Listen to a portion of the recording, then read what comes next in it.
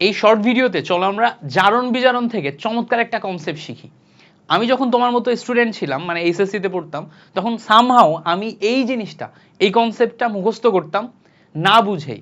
হয়তো আমার টিচার আমাকে বোঝাইতে পারে নাই, অথবা আমি নিজে ওই সময় বুঝি নাই, না বুঝে জাস্ট এখান থেকে যেহেতু এমসিকিউ আসে, এসএসসি পরীক্ষায় আসে, অ্যাডমিশনে আসে, আমি টোটাল জিনিসটা মুখস্থ করার ট্রাই করতাম যে এই দুইটা বিক্রিয়া থাকলে সেটা হচ্ছে অটো রিডক্স রিয়াকশন বা শত জারণ বিজারণ বিক্রিয়া।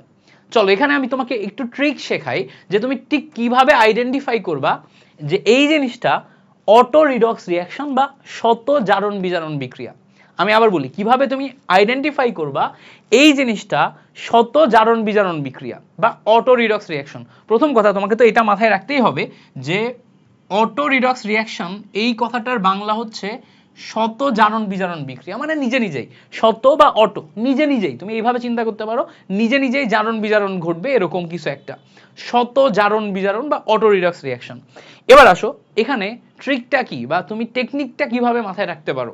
দেখো খুব সিম্পল, এখানে একটা বিক্রিয়ক আছে, এখানে একটা বিক্রিয়ক আছে, দুইটা রিয়াকশনের ক্ষেত্রেই সেম, একটা বিক্রিয়ক আছে, একটা বিক্রিয়ক ভেঙে একাধিক উৎপাদ তৈরি করতেছে। খেয়াল করে দেখো, একটা বিক্রিয়ক ভেঙে একাধিক উৎপাদ তৈরি করতেছে। এবার বিক্রিয়কের দিকে তাকাও, এই বিক্রিয়কের দিকে তাকাইলে যেই বিক্রিয়কগুলো আছে এই বিক্রিয়কগুলোর মধ্যে তুমি কোনো জারক বা বিজারক খুঁজে পাচ্ছ? ভাইয়া একটা বিক্রিয়ায় বিক্রিয়কগুলা একাধিক থাকলে তখন আমি একটা জারক একটা বিজারক এভাবে খুঁজতে পারি যে এটা জারক এটা বিজারক, বাট এখানে বিক্রিয়ক আছে একটা, তার মানে এখানে কোনো জারক বিজারক নাই, এখানে কোনো জারক বিজারক নাই, তার মানে এখানে জারক বিজারক অনুপস্থিত। প্রথম কথা, এই বিক্রিয়ার বৈশিষ্ট্য হচ্ছে জারক এবং বিজারক এগুলা কি, এগুলো হচ্ছে অনুপস্থিত, এগুলো হচ্ছে অনুপস্থিত, জারক বিজারক নাই। ওকে, তাহলে শত জারণ বিজারণ বিক্রিয়া এটা চেনার একটা টেকনিক হচ্ছে এখানে জারক বিজারক অনুপস্থিত, এখানে কোনো জারক বিজারক নাই। এবার ভালো করে খেয়াল করলে দেখবা যেই বিক্রিয়কটা আছে সেই বিক্রিয়কটা ভেঙে একাধিক উৎপাদে পরিণত হয়েছে, বিক্রিয়ক যেটা আছে সেটা ভেঙে একাধিক উৎপাদে পরিণত হয়েছে, তার মানে একটা বিক্রিয়ক ভেঙে একাধিক উৎপাদে পরিণত হবে। এবার এখানে খেয়াল করার বিষয় হচ্ছে এই বিক্রিয়কের মধ্যে একটা উপাদান পটাশিয়াম, একটা ক্লোরিন, একটা অক্সিজেন, একটা পটাশিয়াম, একটা নাইট্রোজেন, একটা অক্সিজেন, তো এর ভিতরে একাধিক উপাদান আছে না? তো এই একাধিক উপাদান, এই উপাদানগুলোর দিকে একটু খেয়াল করতে হবে। যেমন ধরো এখানে যদি আমি দেখি পটাশিয়ামের জারণ মান +1, অক্সিজেনের জারণ মান -2, 3 দুগুণা 6, 6 থেকে 1 বাদ দিলে ক্লোরিনের জারণ মান +5। তো ভালো করে খেয়াল করলে দেখবা এই যে একটা বিক্রিয়কের মধ্যে একাধিক উপাদান আছে, এই একাধিক উপাদানগুলোর জারণ মান ভিন্ন ভিন্ন, জারণ মান ভিন্ন ভিন্ন। এবার ভালো করে খেয়াল করলে দেখবা এই KClO3 যেটা আছে পটাশিয়াম ক্লোরাইড, এটা যখন ভেঙে যাচ্ছে, ভেঙে যখন একাধিক উৎপাদে রূপান্তর হচ্ছে, এই উৎপাদগুলোর মধ্যে পটাশিয়ামের জারণ মান +1, ক্লোরিনের জারণ মান -1, অক্সিজেনের জারণ মান কত? অক্সিজেনের জারণ মান 0।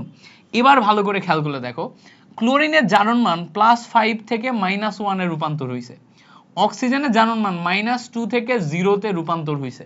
তাহলে খেয়াল করে দেখো একটা বিক্রিয়ক পদার্থ ছিল, একটা বিক্রিয়ক পদার্থ ভেঙে একাধিক উৎপাদে রূপান্তর হলো, এই একাধিক উৎপাদে রূপান্তর হওয়ার সময় বিক্রিয়ক পদার্থের একটা উপাদানের জারণ সংখ্যা বৃদ্ধি পাইছে, আরেকটা উপাদানের জারণ সংখ্যা হ্রাস পাইছে। খেয়াল করলে দেখবা অক্সিজেনের জারণ সংখ্যা বৃদ্ধি পাইছে আর ক্লোরিনের জারণ সংখ্যা হ্রাস পাইছে। তাহলে যেখানে জারণ সংখ্যা বৃদ্ধি পায় সেটা জারণ, আর যেখানে জারণ সংখ্যা হ্রাস পায় সেটা বিজারণ। তার মানে আমরা বলতে পারি যে এই বিক্রিয়াতে, শত জারণ বিজারণ বিক্রিয়াতে আমাদের জারক এবং বিজারক অনুপস্থিত থাকবে।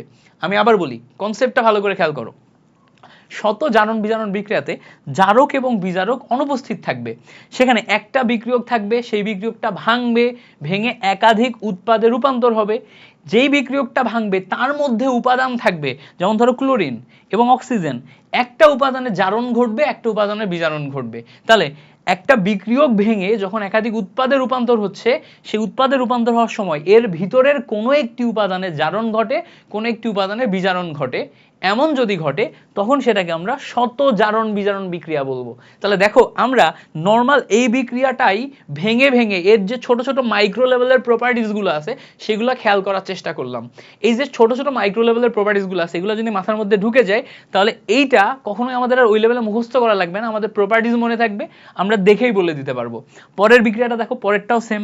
এখানে দেখবা পটাশিয়ামের জারণ মান +1, অক্সিজেনের জারণ মান -2।